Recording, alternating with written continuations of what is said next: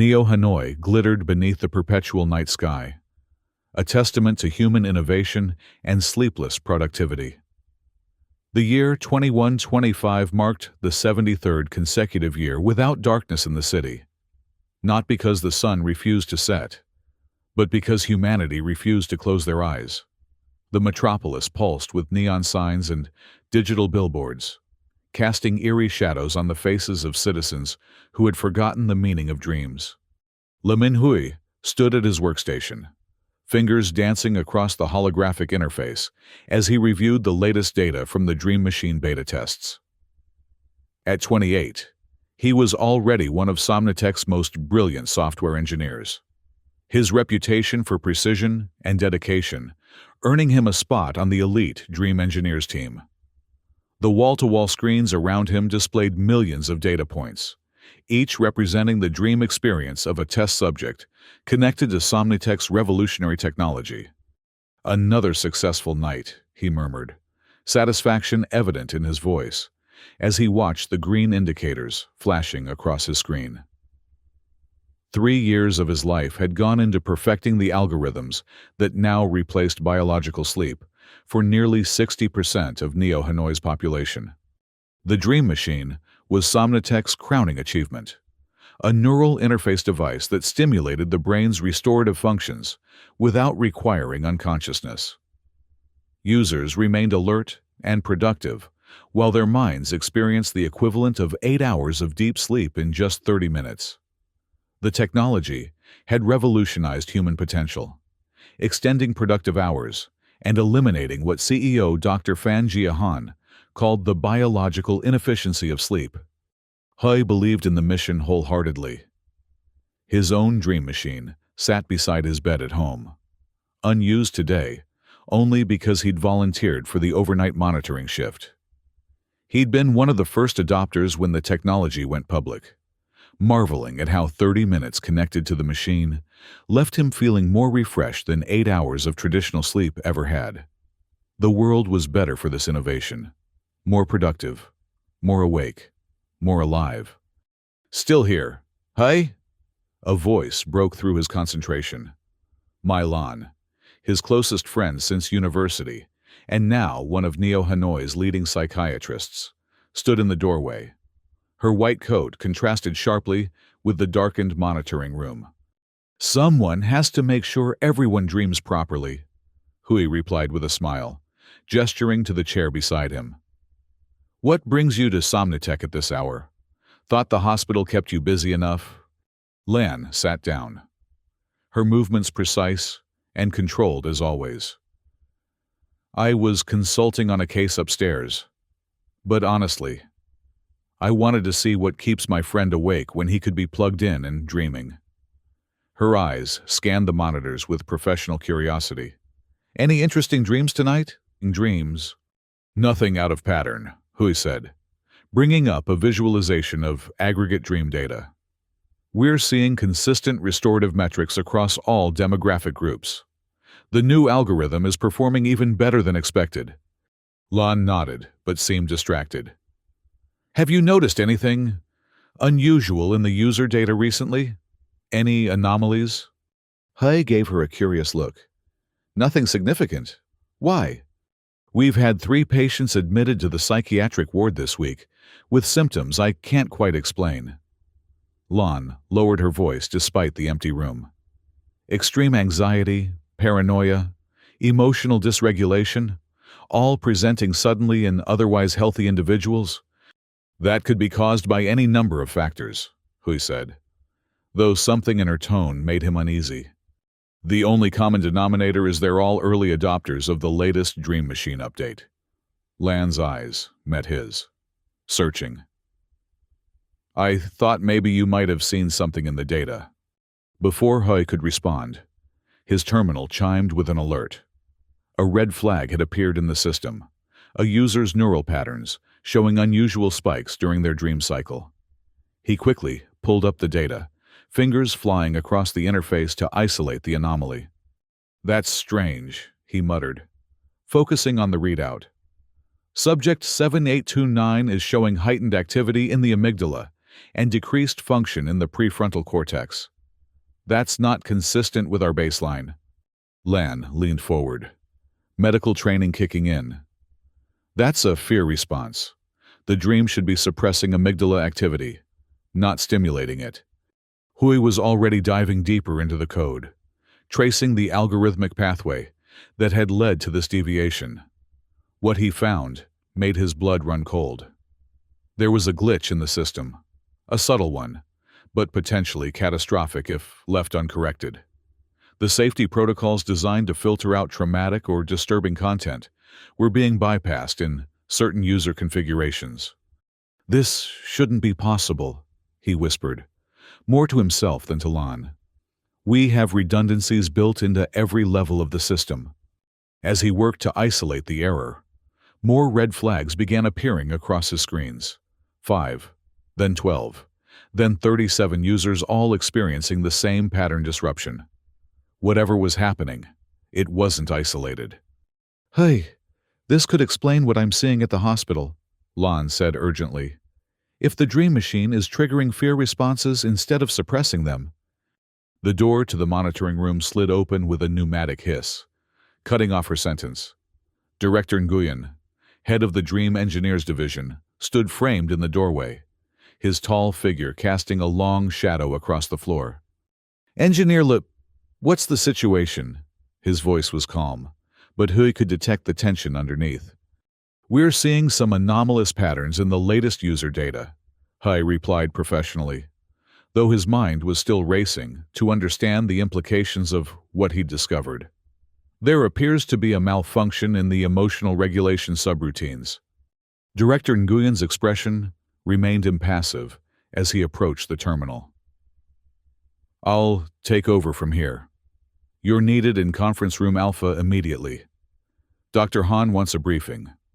Hui hesitated, reluctant to abandon the investigation when he was just beginning to understand the problem. "Sir, I think I can isolate the source if I—" "That wasn't a request. Engineer Le." The director's tone left no room for argument. "Dr. Tran will escort Dr. Mai out. This is now a classified internal matter." A security officer appeared in the doorway, his uniform bearing the distinctive blue insignia of Somnatech's private security force. The message was clear. This conversation was over. Hui met Lan's eyes, a silent communication passing between them. Something wasn't right, and they both knew it. With a reluctant nod, he saved his findings to his personal encrypted drive and stood. "We'll talk later," he murmured to Lan as he passed her, keeping his voice low enough that only she could hear.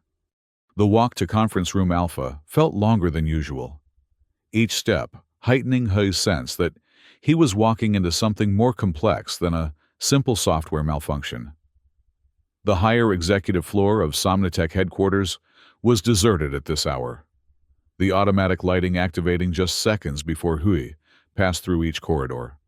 When he reached the conference room, he found not the expected gathering of engineers and executives, but only Dr. Fan Jia Han, Somnatech's founder and CEO, sitting alone at the head of the long table.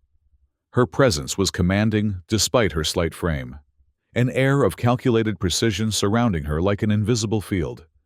"Engineer Le," she greeted him, gesturing to the chair directly across from her. "Please, sit." Hui complied, maintaining a professional demeanor despite his growing unease. "Dr. Han, I've identified a potentially serious malfunction in the dream regulation systems. Users are experiencing—" "I know exactly what they're experiencing," Han interrupted, her voice eerily calm. "What I want to know is how you identified it so quickly when our monitoring systems should have filtered that data before it reached your terminal." The implication hung in the air between them. This wasn't a malfunction that had caught Somnatech by surprise. It was something they were already aware of. "You knew about this?"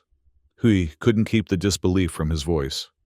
Han studied him for a long moment before responding. "What we're seeing is not a malfunction. Engineer Le, it's an anticipated adjustment phase as users adapt to the enhanced reality integration in version 2.0.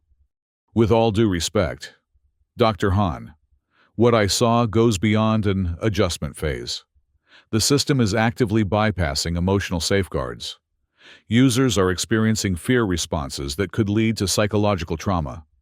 And you believe your assessment after one night of observation outweighs the conclusions of our research division after months of study? Han's tone remained even, but there was steel beneath the surface. The temporary discomfort of a few users is an acceptable cost for the advancement we're achieving. Hui felt a chill run through him.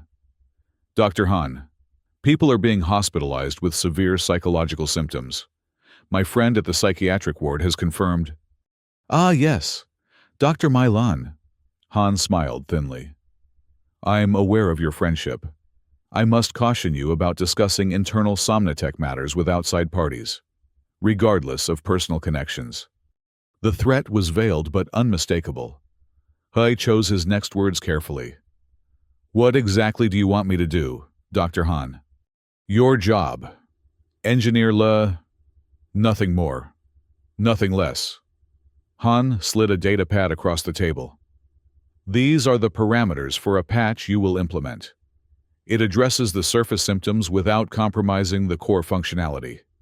Users will continue to experience the enhanced dream state, but without the awareness of their fear response. Hui scanned the specifications, professional training temporarily overriding his moral objections. The proposed solution was elegant in its simplicity, not fixing the actual problem, but masking it by suppressing the user's conscious awareness of their distress while leaving the underlying fear response intact. This doesn't solve the problem, he said slowly. It just hides it from the users and our monitoring systems. The problem, as you call it, is perception. Han replied. Somnotech hasn't spent decades freeing humanity from the prison of sleep, only to have our progress derailed by a few anomalous reactions. Your job is to ensure our users remain confident in the technology. And if I refuse? Han's expression didn't change, but something cold entered her eyes. Then someone else will implement it, and you'll find your access to Somnotech systems permanently revoked. Your career in neural engineering would effectively be over.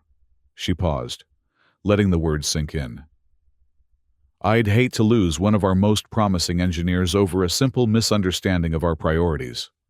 Hui felt trapped between his professional ambitions and his growing ethical concerns. The Dream Machine had been his life's work, the culmination of everything he believed about technology's potential to improve human life. But if that technology was causing harm, I'll need time to review the patch specifications, he said finally, buying himself space to think. You have until tomorrow evening, Han replied, standing to indicate the meeting was over. I expect a full implementation report by 20 Swaj. And Hui, she added as he reached the door. This conversation falls under your non-disclosure agreement. I trust you understand the implications. The walk back to his apartment in the Somnotech residential complex was a blur, Hui's mind racing with the implications of what he'd learned. The city around him never slept. Shops open through the night, construction continuing unabated, citizens moving with purpose regardless of the hour. Once, he'd seen this perpetual activity as progress. Now, he found himself noticing the hollow eyes of passers-by, the mechanical nature of their movements, the absence of the natural rhythms that had guided human life for millennia. His apartment greeted him with automated lighting and climate adjustment, the voice of his home system welcoming him back. The Dream Machine sat beside his bed, its sleek design and soft blue standby light once a comfort, now seeming somehow predatory in the half-light.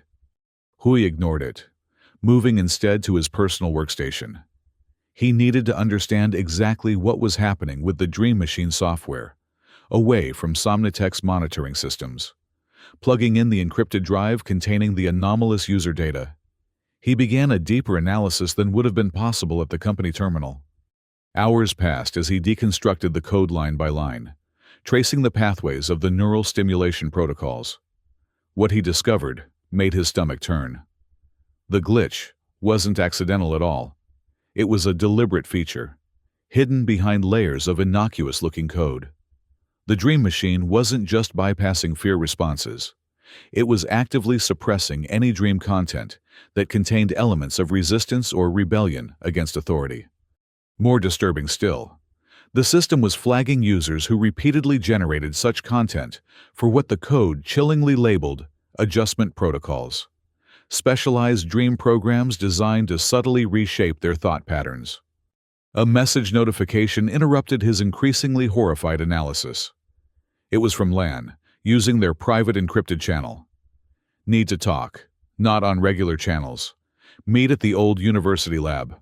1 hour. Hui hesitated only briefly before sending his confirmation. If what he suspected was true, his every movement might already be monitored. Still, he had to risk it.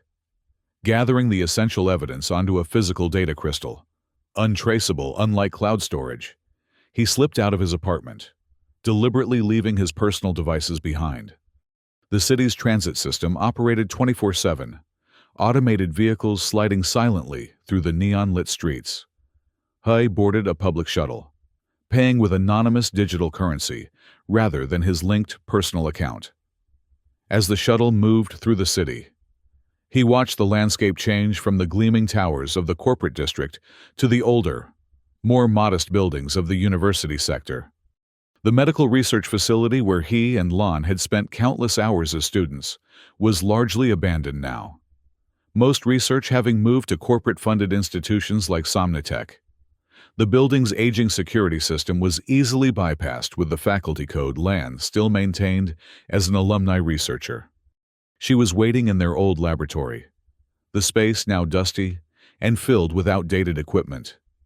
Despite the circumstances, Hui felt a wave of nostalgia seeing her in this place, where they had once dreamed of changing the world through science.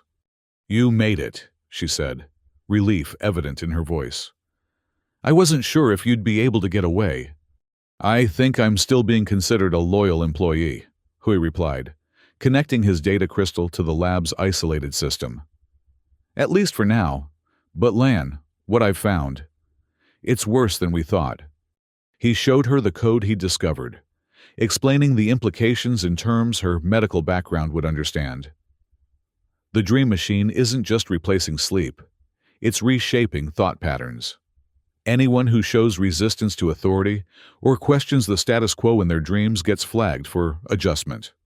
Lan's expression grew increasingly troubled as she absorbed the information. "That explains what I've been seeing in my patients. They're experiencing cognitive dissonance, their conscious minds being forced to accept ideas that their subconscious is rejecting. And Han knows," Hui added grimly. "This isn't a bug they're trying to fix. It's a feature they're trying to hide." "We need to go public with this," Lan said, determination hardening her features. "People have a right to know what's being done to their minds." Hui ran a hand through his disheveled hair. "It's not that simple. Even with this evidence, Somnitech has enough influence to discredit us. And the anti-sleep legislation gives them legal protection. Using the dream machine isn't just encouraged. It's practically mandatory now." "Then we need more evidence," Lan insisted. "And allies. I've been hearing rumors about a resistance group, people who've gone off the grid to preserve their natural sleep patterns.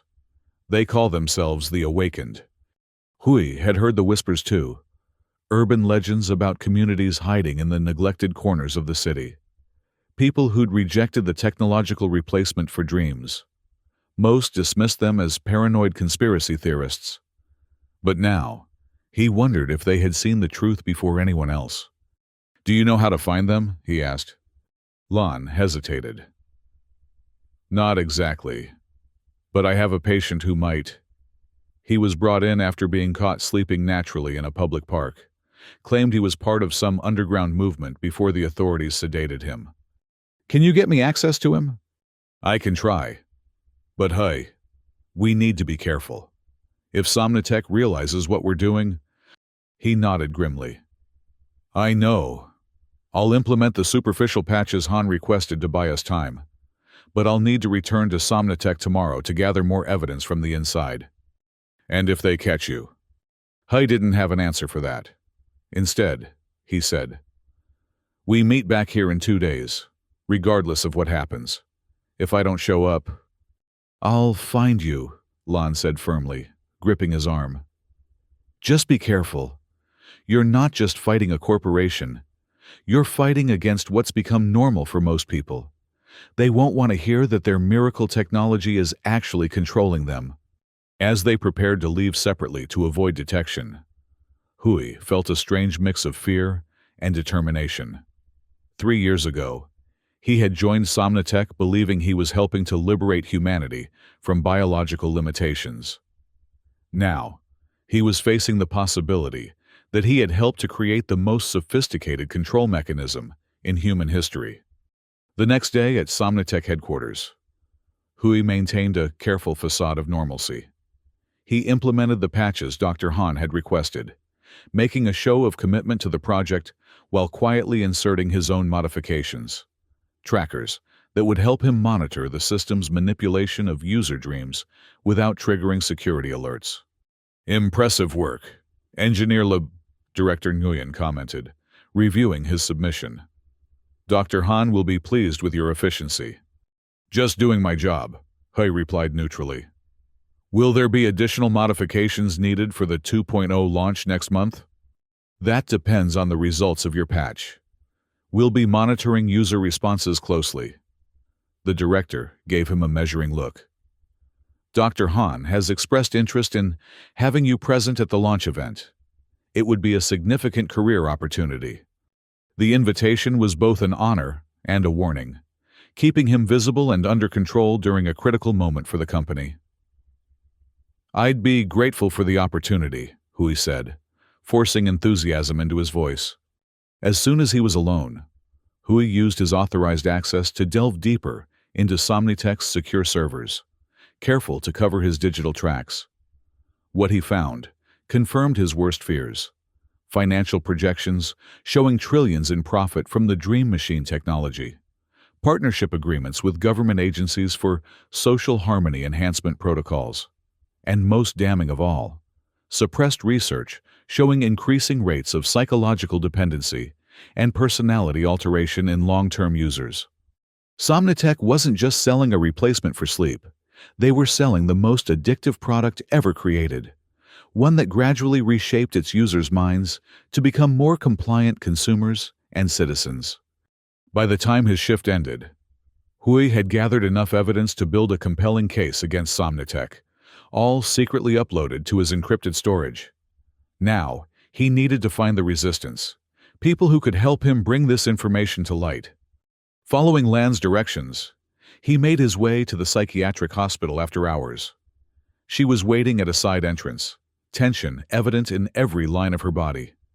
The patient's name is Koi, she whispered, as she led him through quiet corridors.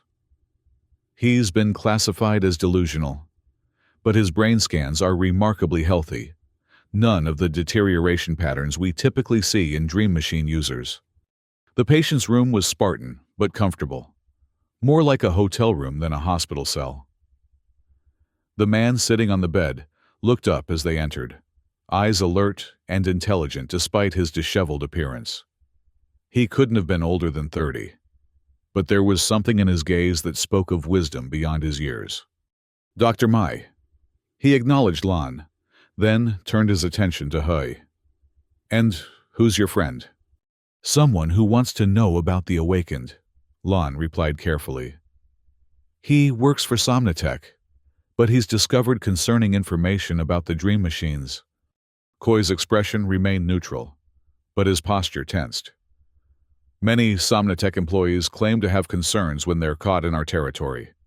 It's a common infiltration tactic. Hui stepped forward. I don't expect you to trust me immediately, but I have evidence that Somnatech is deliberately using the Dream Machines to alter thought patterns and suppress dissent. I need to connect with people who can help me expose this. Words are easy, Koi replied. Somnitech has been hunting us for years. Why should I believe you're any different? In answer, Hui placed his data crystal on the bed between them. Everything I've found is on here. Review it. Verify it however you need to. All I ask is a chance to present my case to your leaders. Hui studied him intently before picking up the crystal. If what you're saying is true, you've put yourself in considerable danger. I helped create this technology, Hui said quietly. I'm partially responsible for what it's become. I need to make that right. Something in his sincerity seemed to reach Hui. After a long moment, the man nodded. I can't promise anything, but I'll pass your information to the right people. He glanced at Lon. Dr. Mai has earned a measure of trust with us. That counts in your favor. He pulled a scrap of paper from his pocket and scribbled an address. Tomorrow night, 23. Come alone. Leave all technology behind. If you're followed or if you try to bring any recording devices, you won't find anything there. Hui took the paper, memorizing the address before destroying it as Hui watched. It was an area in the tech slum, the underbelly of Neo Hanoi, where power outages were common and corporation influence waned. Thank you, Hui said simply. Hui's expression remained guarded. Don't thank me yet. If you're lying, you won't leave that meeting alive. After securing his apartment against electronic surveillance, Hui spent a restless night planning his next moves. For the first time in years, he attempted natural sleep rather than using the dream machine, finding the experience both disorienting and strangely liberating. His dreams were chaotic and unregulated, but they were authentically his, not filtered through Somnitech's algorithms. The next day at work, he maintained his cover, focusing on non-critical tasks while gathering any additional intelligence that might help his case. The company was abuzz with preparations for the Dream Machine 2.0 launch, scheduled to coincide with the anniversary of the anti-sleep legislation that had made Somnitech's fortune. You seem distracted today. Engineer Le observed a colleague as they worked alongside each other in the testing lab. Hui forced a smile. Just focused on optimizing these routines for the launch.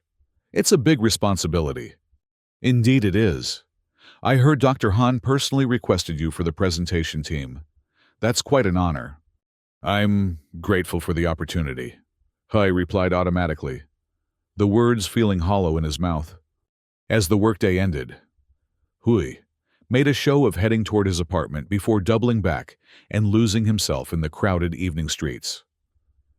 Following Hui's instructions, he left all his technology behind, feeling strangely vulnerable without the constant connection he'd grown accustomed to.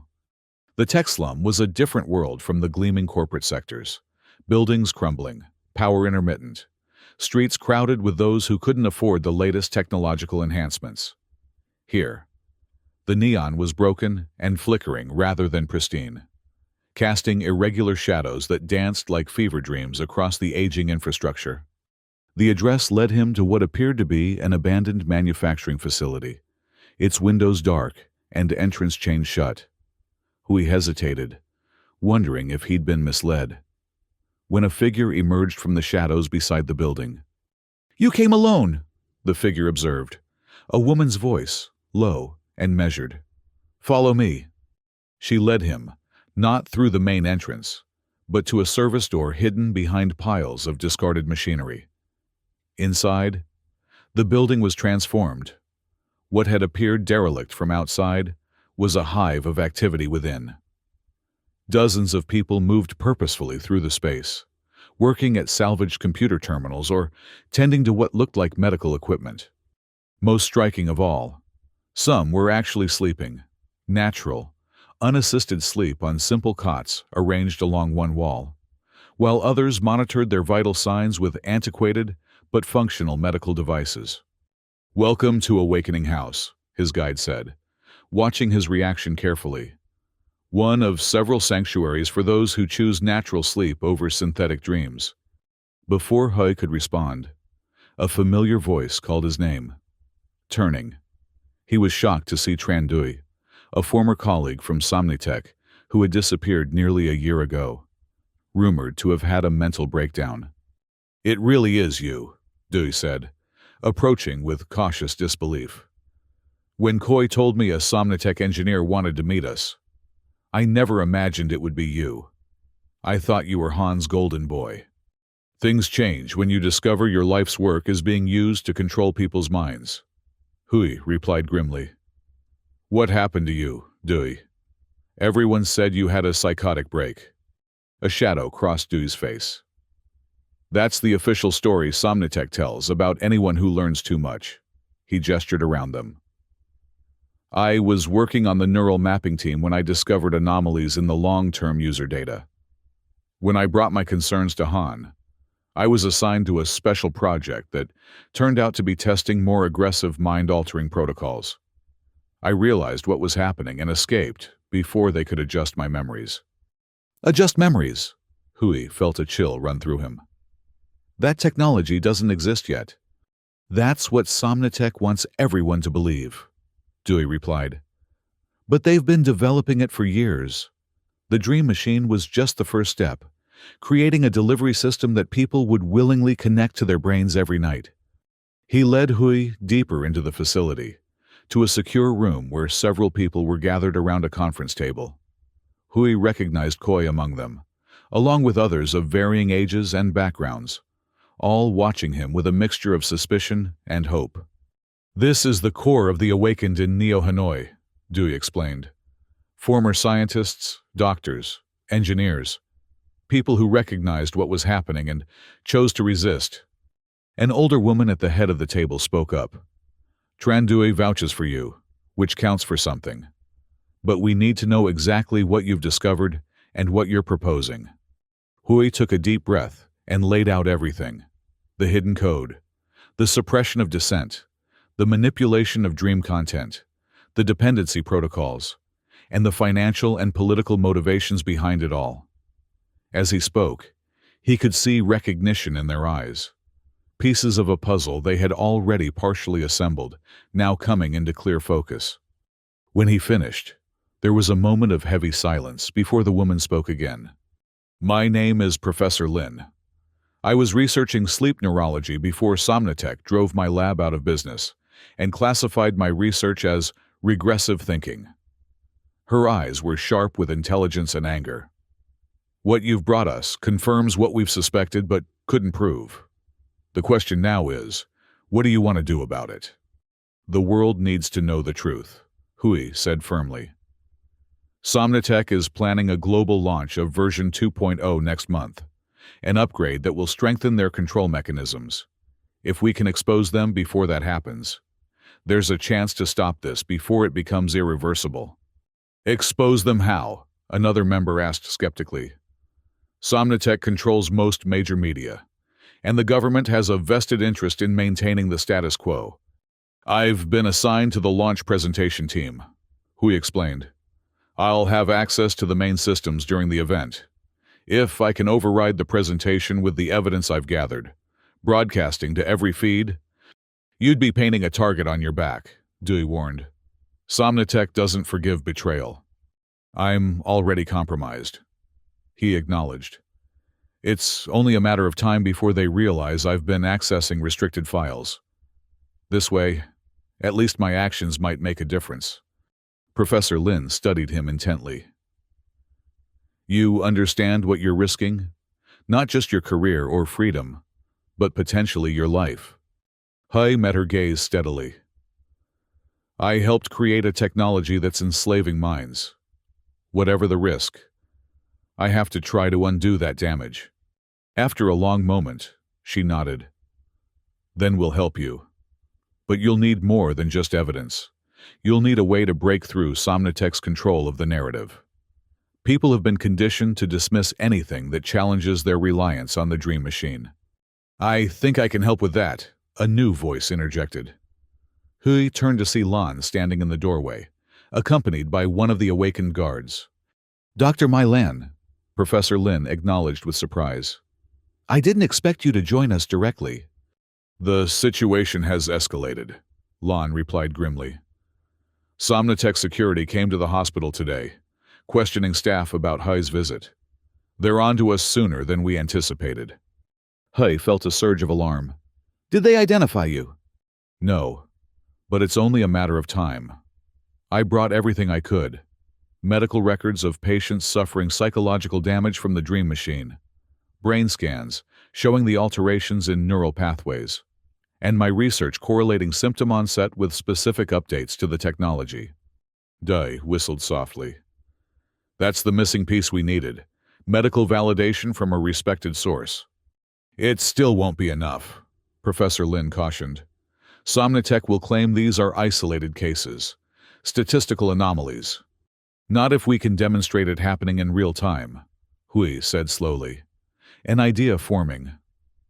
What if, during the presentation, we not only show the evidence but actually reveal what the dream machine is doing to people's brains as they watch? The room fell silent as the implications sank in. It could work, Dewey said finally.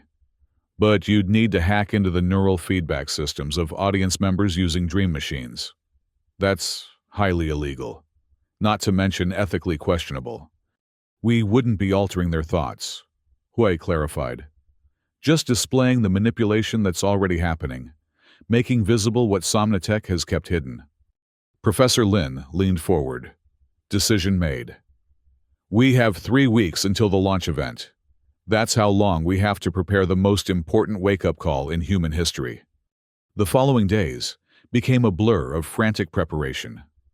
Hui maintained his role at Somnotech, carefully gathering the access codes and system knowledge they would need while avoiding raising suspicion. Each night, he would make his way to the awakened sanctuary where Dui, and the other tech specialists worked tirelessly on the program that would hijack the presentation systems.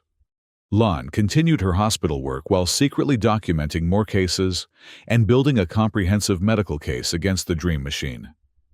The evidence was overwhelming. Users experiencing personality changes, memory alterations, increasing dependency, and in the most severe cases, complete psychological breakdown when their ingrained thought patterns conflicted too sharply with reality. 1 week before the launch event, disaster struck. Hui arrived at work to find security personnel at his workstation. His terminal locked down. Engineer Le, Director Nguyen greeted him with cold formality. Dr. Han would like to see you immediately. Heart pounding. Hui maintained an outward calm as he was escorted to Han's office. He had known this moment might come, but had hoped for more time. Han was reviewing something on her screen when he entered, not looking up immediately. The silence stretched uncomfortably before she finally raised her eyes to meet his. You disappoint me, Hui, she said quietly. Your work has been exemplary for years. Why throw it all away now? I don't know what you mean, Dr. Han, he replied, keeping his voice steady. She smiled thinly. Let's not insult each other's intelligence. Our security systems flagged unusual access patterns from your terminal. Restricted files being viewed. Proprietary code being copied. She turned her screen to show surveillance footage of him meeting with Lan at the hospital. And then there's your association with Dr. Mai, whose recent interest in Dream Machine users has not gone unnoticed. Hui said nothing, mind racing to calculate how much they knew and what his options were now. I'm offering you one chance. Hui, Han continued. Tell me who you're working with, particularly the location of the awakened cell you've contacted, and you'll be reassigned rather than prosecuted. We can even adjust your memory of this unfortunate lapse in judgment. The casual mention of memory adjustment sent a chill through him. And if I refuse? Han's expression hardened. Then, you'll be the first public example of what happens to those who violate the anti-sleep legislation's national security provisions. The penalties were made quite severe for a reason. Hui knew he had to make a decision. If he was arrested now, the entire plan would collapse. The awakened needed more time to prepare the backup systems, in case he failed. I made a mistake, he said, forcing regret into his voice. I became concerned about some of the data I was seeing and investigated further than I should have. Dr. Mai is a friend who shared my concerns. but she's not involved beyond that. Han studied him, clearly skeptical. And these concerns led you to copy confidential code because I wanted to analyze it more thoroughly in a controlled environment, to understand what I was seeing without triggering system alerts. Hui explained, the partial truth lending credibility to his words. I realize now, I should have brought my concerns directly to you. Indeed you should have. Han leaned back, still watching him closely. And what exactly were these concerns that prompted such dramatic action? Hui took a calculated risk. The emotional regulation protocols in the 2.0 update. They're more aggressive than anything we've implemented before, and the preliminary data suggested psychological side effects I couldn't explain. Something flickered in Han's eyes, surprised that he had identified the actual issue, perhaps, or concern about how much he truly understood. Those protocols were approved after extensive testing, she said carefully. Any side effects are minor and temporary compared to the benefits. I understand that now, Hui said, feigning acceptance. I allowed my scientific curiosity to override my judgment. It won't happen again. Han was silent for a long moment, weighing her options. Finally, she said, you will remain under supervision until the launch event. Your access has been restricted to only what's necessary for your presentation duties. Security will escort you to and from the facility each day. Her eyes hardened. Consider yourself on probation. Engineer Le, any further deviation will result in immediate termination of your employment, and potentially more. It wasn't ideal, but it was better than immediate arrest. Hui nodded soberly. I understand, Dr. Han. Thank you for your leniency. As security escorted him back to his workstation, Hui's mind was already formulating contingency plans. His direct access might be limited now, but he had already secured most of what they needed. The bigger problem was warning the Awakened and Lan that Somnatech was suspicious and potentially tracking them. Under the watchful eyes of security, he resumed work on his assigned presentation tasks, waiting for an opportunity. It came hours later, when a system-wide update required a brief network reset. In the 30 seconds of disconnection, Hui activated the emergency communication protocol he and Dewey had established, a simple coded message sent through the city's public information channels that would appear as routine data traffic. The message was brief but clear. Hawk is caged. Proceed with Nightfall Protocol. Now all he could do was continue playing his part and hope the Awakened would be ready to act without him if necessary. The countdown to the launch event continued, each day bringing them closer to either liberation or disaster. 3 days before the event, Hui was reviewing presentation materials under guard when an alert flashed across the company communication system. There had been a raid on a suspected Awakened facility in the tech slum sector. His blood ran cold as images appeared showing the abandoned factory being surrounded by security forces. Had they found the sanctuary? Were Dewey, Professor Lin, and the others captured? The report was frustratingly vague, mentioning only that suspects were apprehended and illegal sleep equipment confiscated. That evening, as security escorted him to his apartment, Hui noticed increased patrols throughout the corporate sector. Somnatech was clearly taking no chances with the high-profile launch approaching. His apartment had been searched, items subtly out of place. His personal terminal's access logs showing activity during his absence. Sleep eluded him that night, natural or machine-assisted. If the Awakened sanctuary had been compromised, the entire plan was in jeopardy. Worse, his friends might be facing the very memory adjustment procedures they had been fighting against. The next morning brought no clarification, only heightened security and a palpable tension throughout Somnatech headquarters. Hui was summoned to a final presentation review with the executive team, including Dr. Han herself. Engineer Le will be demonstrating the enhanced dreaming capabilities of version 2.0, Director Nguyen explained to the assembled executives. We've selected representative dream sequences from our test subjects to showcase the improvements in resolution and emotional response. Hui nodded professionally, taking his position at the presentation terminal. The demonstration proceeded smoothly, his technical expertise allowing him to maintain a convincing performance despite his inner turmoil. He highlighted the features the executives expected to see, while carefully avoiding any mention of the control mechanisms hidden beneath the surface. "Impressive work, Engineer Le," Han commented after he finished. "It seems your concerns have been adequately addressed." "Yes, Dr. Han," he replied evenly. "The system performs exactly as designed." The veiled exchange wasn't lost on either of them. As the meeting concluded, Han held him back with a light touch on his arm. "One day remains until we change the world." "Hui," she said, using his first name in a rare display of personal connection. "I hope you've come to appreciate the necessity of what we're doing."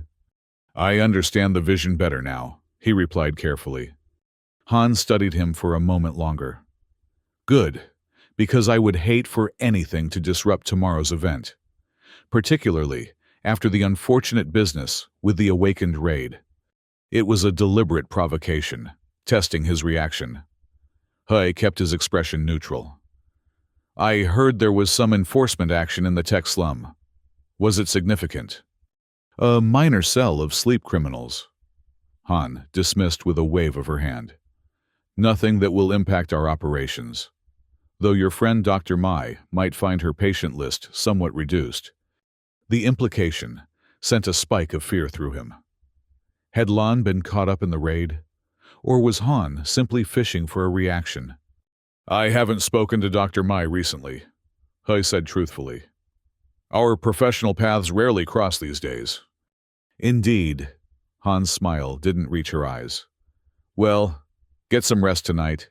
Engineer Le, tomorrow is a momentous day for Somnitech, and for you," as security escorted him back to his apartment for the final night before the launch.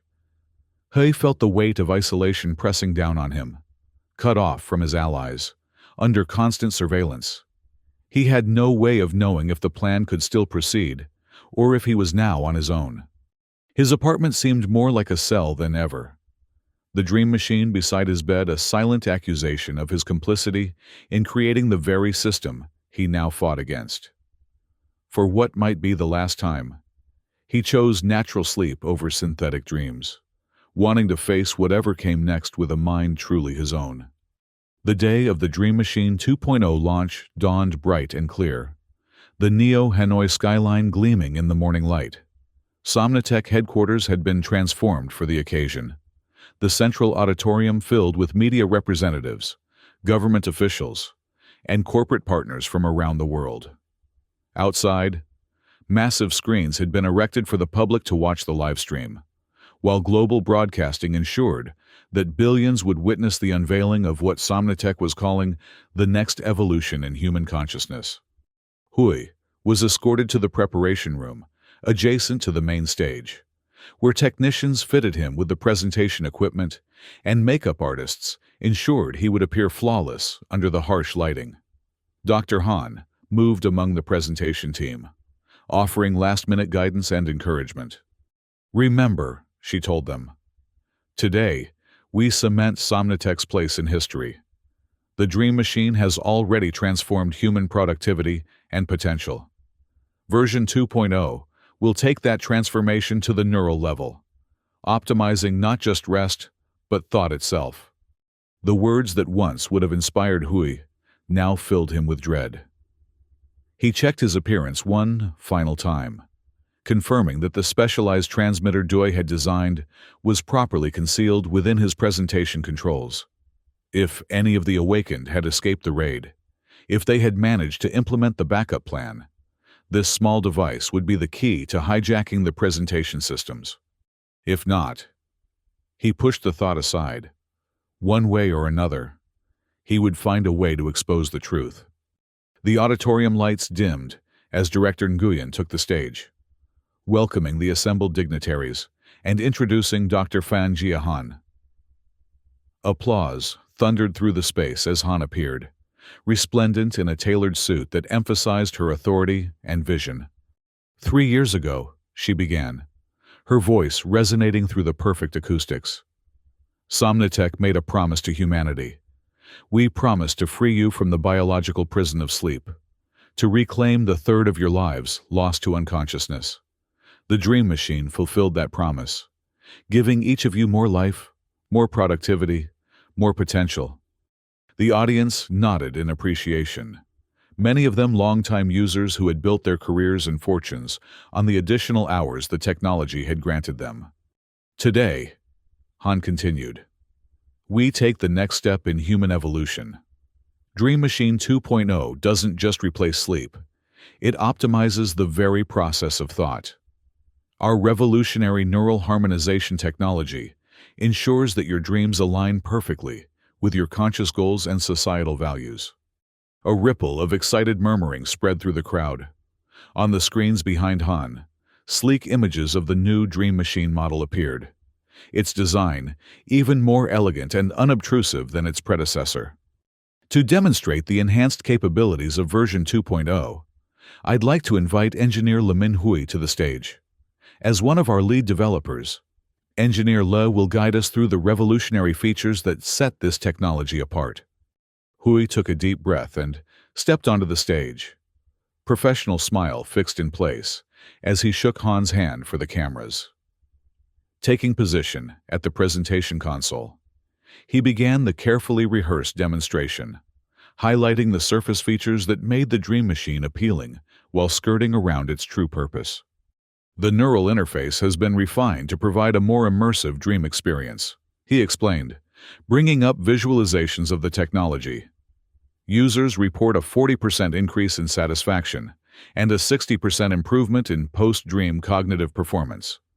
As he spoke, Hui surreptitiously activated the transmitter, sending the signal that would alert any awakened members monitoring the broadcast. 3 subtle clicks in his earpiece confirmed receipt. Someone had survived the raid and implemented the backup systems. A surge of hope gave strength to his voice as he continued the presentation. But perhaps the most impressive advancement is in emotional regulation, he said, moving to the critical section. Version 2.0 can identify and enhance positive emotional states while minimizing negative experiences. On cue, the screens behind him displayed the sanitized brain scans Somnitech had prepared, showing peaceful dream states and harmonious neural patterns. It was the moment of truth. Hui pressed the concealed sequence on his controller, praying the awakened had successfully penetrated Somnitech's security. For one terrible moment, nothing happened.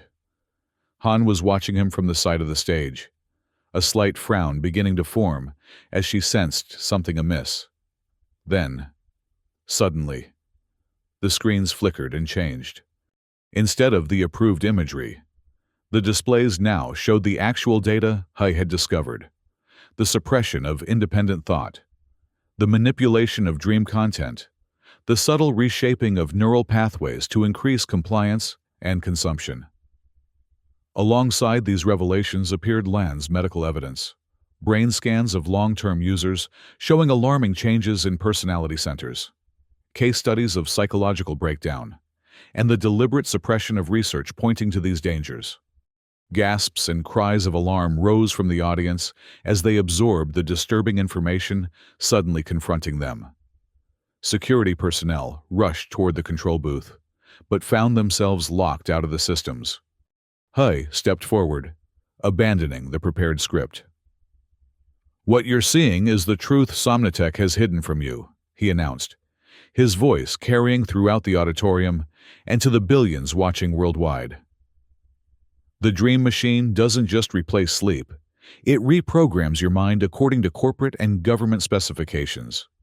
On the screens, new data appeared, financial projections showing Somnitech's expected profits from creating psychological dependency, partnership agreements with authoritarian regimes to implement thought control protocols, and most damning of all, internal communications discussing users as assets to be optimized, rather than people to be served.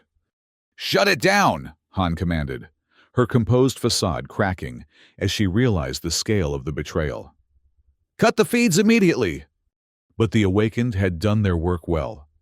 Every attempt to regain control of the presentation systems failed, the evidence continuing to pour across the screens. In a final, devastating revelation, the displays showed the physiological stress responses of audience members currently connected to dream machines. Real-time proof of how the technology was already influencing their emotional reactions to the presentation itself. Chaos erupted in the auditorium. Security forces surged toward Hui, but found their path blocked by audience members demanding answers. Outside, the public viewing the revelations on the massive screens began to protest, their voices rising in a chorus of outrage that echoed through the city streets. Han reached Hui first, her face contorted with fury. "Do you have any idea what you've done?" she hissed, grabbing his arm. "You've destroyed years of progress toward human optimization." "You mean years of developing the perfect control mechanism," Hui countered, holding his ground despite the security closing in. "It ends today, Dr. Han. People deserve to know what's being done to their minds." Before she could respond, the doors at the back of the auditorium burst open. Lan entered, accompanied by Professor Lin, Dai, and dozens of others, the Awakened who had escaped the raid, now joined by journalists, independent researchers, and even some former Somnatech employees who had harbored their own doubts. "We have additional evidence," Lan announced, her voice carrying through the stunned crowd. "Medical records of patients harmed by this technology, testimony from former Dream engineers, and the suppressed research that warned of these dangers years ago." The security forces hesitated, caught between conflicting loyalties as the evidence mounted. One by one, audience members disconnected from their personal dream machines, the physical act of removal becoming a symbolic rejection of control. Han's expression shifted from anger to calculation. "This is a temporary setback," she told Hui quietly. "You've created panic based on misinterpreted data. Once people remember how much they depend on our technology, they'll return." "Perhaps," Hui acknowledged, "but they'll return with knowledge and choice, not blind dependence." The confrontation was interrupted by government officials pushing through the crowd, not security forces as Hui had feared, but representatives from the regulatory agencies that had previously approved the Dream Machine technology. "Dr. Fan Jiahan," their leader announced formally. "Pending investigation of these allegations, Somnatech operations are suspended, and all Dream Machine distribution is halted. You and your executive team are required to surrender all research data for independent review." What followed was a blur of activity. Statements taken, evidence secured. The once celebratory atmosphere transformed into something resembling a crime scene investigation. Hui found himself separated from Han, questioned extensively by authorities trying to understand the full scope of what had been revealed. Hours later, exhausted but resolute, he was finally released into Lan's custody as a material witness rather than a suspect. The street outside Somnatech headquarters was filled with people, some protesting, others simply gathered in shocked discussion of the day's revelations. "You did it," Lan said quietly, as they navigated through the crowd. "You actually managed to expose everything." "We did it," Hui corrected, acknowledging the crucial role she and the Awakened had played. "But this is just the beginning. Somnatech has powerful allies, and people have become dependent on the technology. The fight to reclaim natural sleep won't be easy." "No," agreed a voice behind them. They turned to find Trandui approaching, accompanied by Professor Lin. "But it's a fight worth having. We've established a temporary sanctuary for Dream Machine users experiencing withdrawal.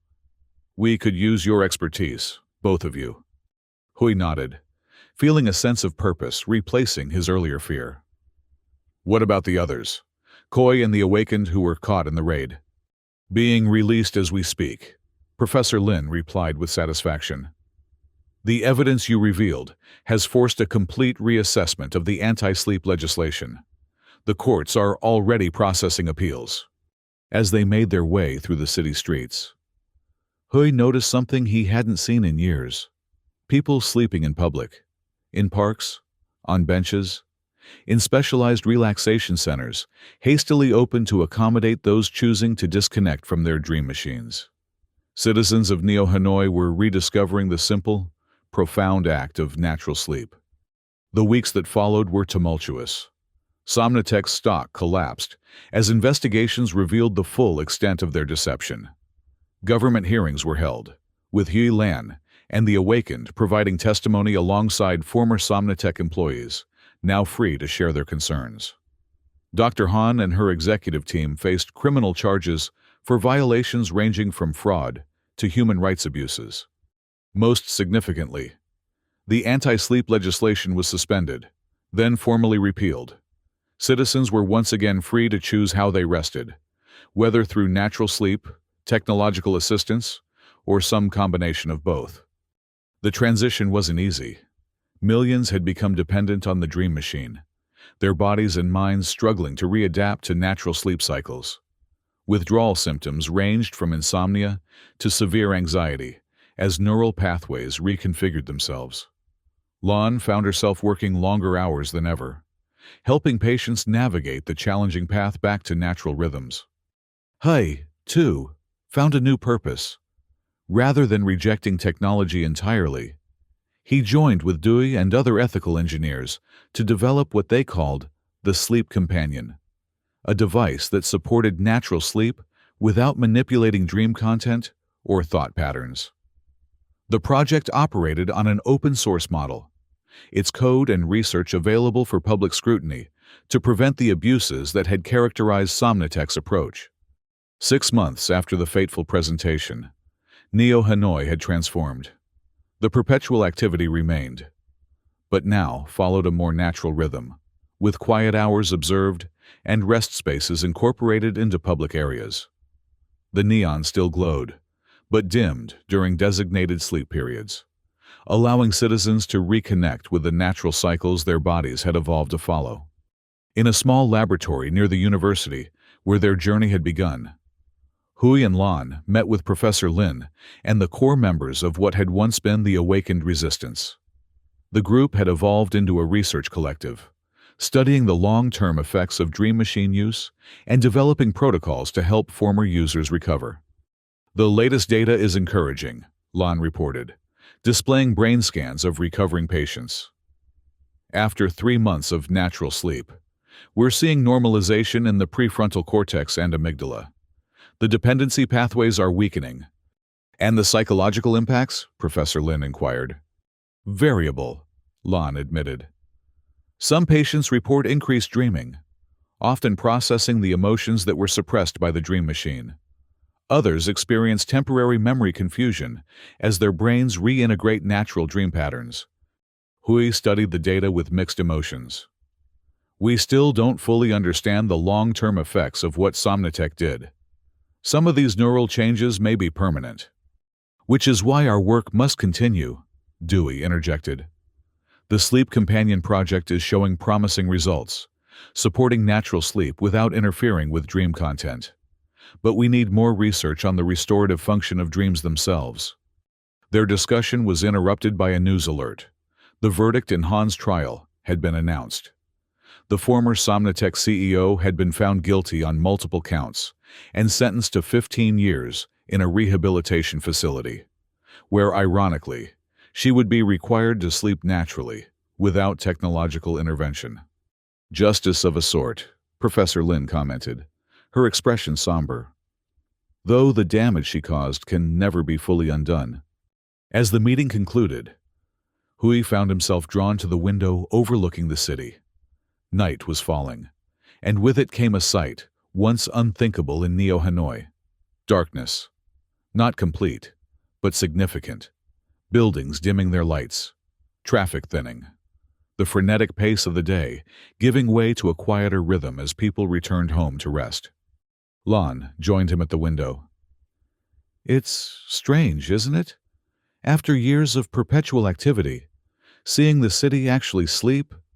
Not just the city, Hui replied softly. It's people, dreaming their own dreams, not the ones programmed for them. Do you regret it? She asked after a moment. Creating the original dream machine? All those years at Somnitech? Hui considered the question carefully. I regret the harm it caused. But if we hadn't created it, someone else would have. At least we were there to expose the truth when it mattered. They stood in comfortable silence, watching as Neo Hanoi prepared for night, not the artificial construct it had been under Somnitech's influence, but something more natural, more human. People moved toward home and rest, the ancient rhythm of wakefulness and sleep, reasserting itself after years of suppression. We should get some rest ourselves, Lan suggested eventually. Natural sleep, of course. Of course, Hui agreed with a smile. I've found I rather enjoy dreaming on my own terms. As they left the laboratory, stepping into the gentler darkness of the sleeping city, Hui felt a profound sense of peace. The struggle wasn't over. There would always be those who sought to control others through technology, and the temptation to sacrifice humanity for efficiency would never fully disappear. But for now, at least, the people of Neo Hanoi were free to dream as nature intended, chaotic, unpredictable, and utterly their own. In his apartment that night, Hui disconnected the monitoring equipment he'd been using to study his own sleep patterns and simply lay down in the darkness. The dream machine that had once dominated his bedside table was gone, replaced by nothing more technological than a simple alarm clock. As sleep approached, he welcomed the uncertainty of natural dreams, no longer fearing what his unconscious mind might reveal. Neo Hanoi's lights dimmed further as midnight approached, the city embracing the rhythm of rest and renewal that had guided human life for millennia before Somnitech's intervention.